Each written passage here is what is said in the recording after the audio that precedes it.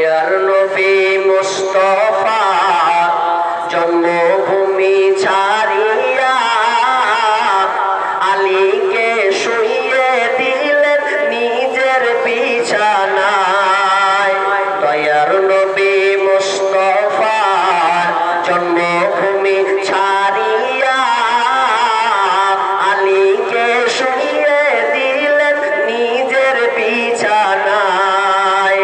কাফেররা সব দলে দলে নবীজিকে মারব বলে, কাফেররা সব দলে দলে নবীজিকে মারব বলে সারা রাত্রি চারিদিকে ছিল পাহারায়।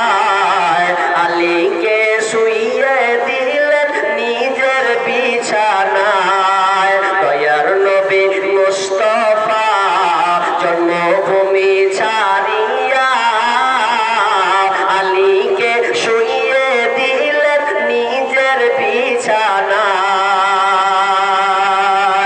তাই নবীজি গভীর রাতে আবু বকরকে নিয়ে সাথে, তাই নবীজি গভীর রাতে আবু বকরকে নিয়ে সাথে ইসমে আজম পড়ে নবী সামনের দিকে যায়।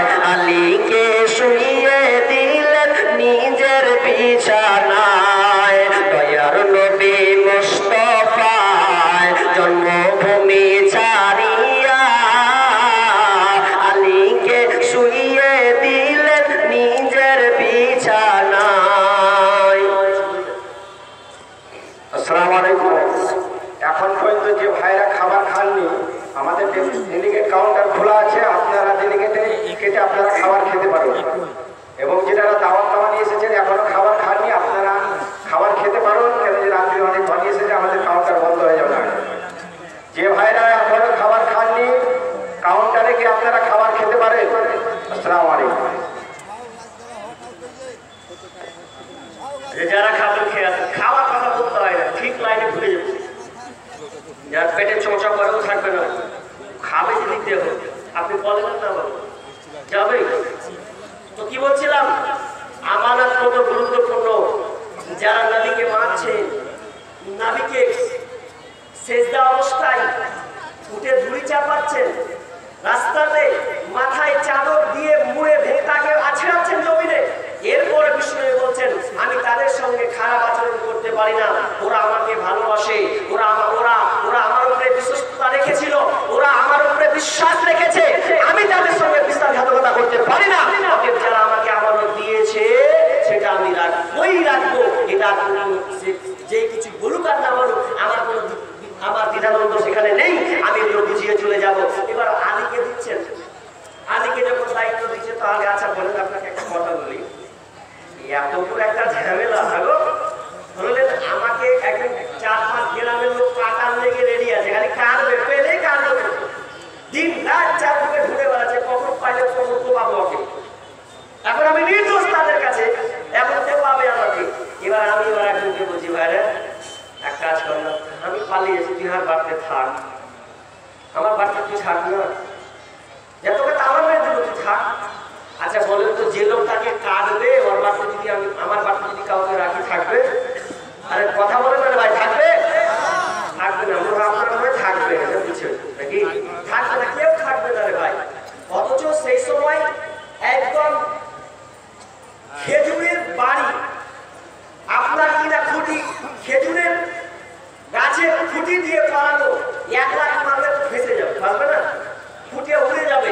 এরপরও আলীকে দায়িত্ব দিচ্ছে না, আমাকে যদি দেওয়া হয় এই বর্তমান যুগেও এই টাইলস বাড়িতেও দিলেও আপনার কিনা সিসি ক্যামেরা থাকা সত্ত্বেও মনে হবে একবার যদি ইঁদুর টাকা দিয়ে লাফায় তোমাকে চিং করবে, কোন দিকে কে ঢুকলো নাকি, ইঁদুর যদি লাফায় তো আপনি আগে 2 গ্লাস পানি খেয়ে বসে থাকবেন, কি হবে হালা, থাকবেন না তো আপনি। অথচ আলীর কত বিশ্বাস, নবীকে কত ভালোবাসেন, নবীর প্রতি কত তার ভালোবাসা, কত তার বিশ্বাস তার উপরে। যখন বিশ্বনবী বললেন আলী রে আমি মক্কা থেকে মদিনায় চললাম, তবে শোনো আলী, যেমন সকাল হবে তুমি যতগুলো আমানত তোমাকে আমি অর্পণ করলাম এগুলো সব সকালে যার যার যার যার জিনিস তুমি দিয়ে দেবে। যত তুমি এগুলো তুমি ঠিকভাবে তুমি দিয়ে দেবে। যখনই বিশ্বনবী এই কথা বললেন তখন আলীর একটা আপনার কনফার্ম হয়ে গেলেন, বিশ্বনবী যেহেতু বলেছে সকালে আমি বিলি বন্টন করবো রে, তাহলে আমি এর উপরে বিশ্বাস থেকে গেলাম। যতক্ষণ পর্যন্ত আমি এই মাল বন্টন না করব ততক্ষণ পর্যন্ত এই কাফের মুশরিকরা আমার কিছুই করতে পারবে না। কারণ মুশরিকরা পর্যন্ত কাফেররা পর্যন্ত জানতো বিশ্বনবী যেটা মুখে ব্যবহার করবে সেটা কিন্তু কোনোদিন মিথ্যা হতে পারে না। কারের সত্য সত্য সত্য কি করে শুনে আপনাকে একটা হাদিস বলে, আপনার কিনা ওলীদ ইবনে মুগীরা একজন কোটি কোটি পয়সা আপনার টাকাওয়ালা আছে, আপনার কিনা মক্কা নগরীর একজন নেতা ওলীদ বিন মুগীরা। সেই ওলীদ বিন মুগীরাকে বিশ্বনবীকে কি আপনার খিস্তি করত, গালি দিত, নোংরা নোংরা আপনার কথা বলতো, এমন কথা বলতো বিশ্বনবী তৎক্ষণাৎ বললে যে আমাকে গালি দেয়, যে আপনার কিনা ওলীদ বিন মুগীরা আমাকে যে গালি দিল তার মানে ওর জন্মের সমস্যা আছে। কাফেররা বিশ্বনবীকে কতটা বিশ্বাস করছেন আপনাকে বুঝাচ্ছি। বলছে ওলীদ বিন মুগীরা বলছে কি যে বিশ্বনবীর ব্যাপারে গালাগালি বিশ্বনবী শুনলেন, দুঃখ পেলেন, বললেন ওর জন্মের সমস্যা আছে, ওর জন্মের সমস্যা আছে। এবার কিছু লোক বলছে ওলীদ বিন মুগীরা তুমি জানো কি বিশ্বনবী মুক্তি একটা বাক্য বের করেছেন, তোমাকে ডাইরেক্ট বলেছে তুমি নাকি জারদ সন্তান, তুমি বাপ ছাড়া তোমার ঠিকানা ঠিক নাই, তার মানে তুমি জারদ সন্তান, তোমার জন্মের সমস্যা আছে। আরে কে বলেছে? তো বিশ্বনবী বলেছে, মুখে তোমাকে কথাই বলেছে।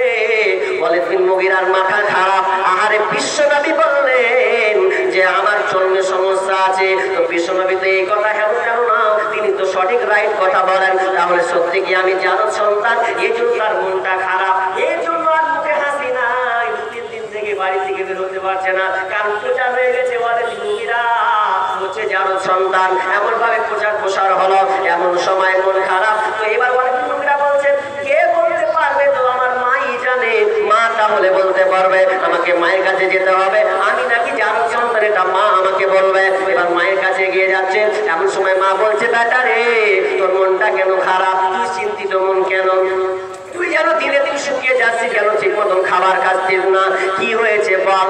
বলছে মা বিশ্বনবী আমাকে একটা কড়া কথা বলে দিয়েছে। কি বলেছে রে বেটা?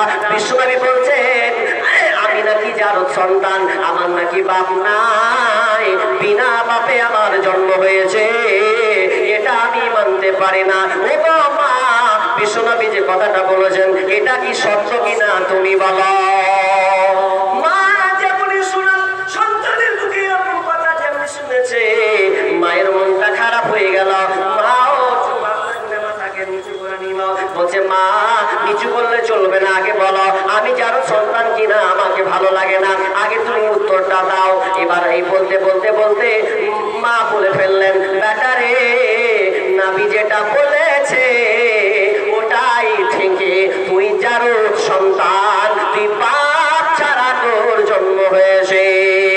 শুনেলে তোর কিভাবে জন্ম হলো, শুনেলে তোর বাপ তোর জন্মের আগে তোর বাপ মারা গিয়েছে, কিন্তু দেখেলে আমি যেদিন বাড়িতে ছিলাম বিশাল ঝড় বৃষ্টি হচ্ছে, এমন সময় ঝড় বৃষ্টি হতে হতে হতে তোর চাচা ঘরে ঢুকলো তো ঢুকলো, হুড়কা লাগালো, দরজা লাগালো, সারা রাত লম্বা ঝড় বৃষ্টি, আমরা এক জায়গায় নির্জন হয়ে গেলাম, কুকর্মে লিপ্ত হয়ে গেলাম।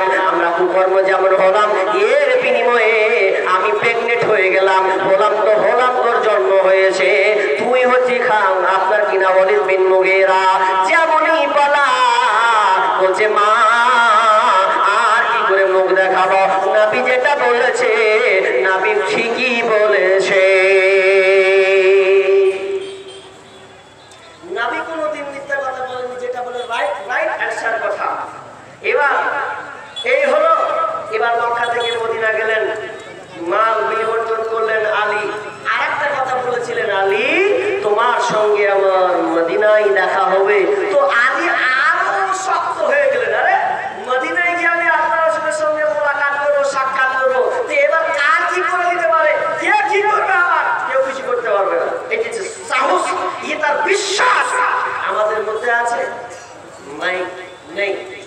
এবার চলেন, আমানত কত গুরুত্বপূর্ণ।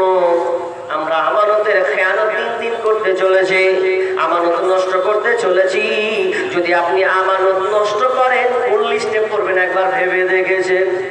কোন লিস্টে আপনার হালাত যাবে গো? একবার কি আপনি ভেবে দেখেছেন? বিশ্বনবী বলছেন আয়াতুল মুনাফিকি সালাসাতুন, মুনাফিকের আলামত তিনি তিনটি বর্ণনা করেছেন। মুনাফিক কারা? মুনাফিককে আপনি কি বলতে পারবেন? মুনাফিক কিন্তু আপনি সহজে চিনতে পারবেন না। মুনাফিক আমি জুব্বা পাঞ্জাবি পরে আছি মানে আমাকে মৌলানা লাগছে কি লাগে না? লাগছে। একটা উকিল যখন সে কোটটা পরে তো দেখবেন ওরে বাবু উকিল বাবু চলে গেল। যখন আপনি চেনে উঠবেন, টিটিকে দেখতে পাবেন, বুঝবেন যে এটা টেটি। আপনি পুলিশ অফিসারকে যখন দেখবেন, তার পোশাককে বুঝে নেবেন সেটা হচ্ছে পুলিশ অফিসার, দারোগা মশাই। কিন্তু মুনাফিকটা কে রে বাবা? মুনাফিকটা কোনখানে পাওয়া যায়? মুনাফিক হিন্দুর কাছে পাবে না, মুনাফিক আপনি খ্রিস্টানের কাছে পাবেন না, মুনাফিক আপনি বৌদ্ধর কাছে পাবেন না, মুনাফিক আপনি আপনার কি নাম মূর্তি পূজারীর কাছে আপনি পাবেন না। তো মুনাফিক কোথায় পাওয়া যায়?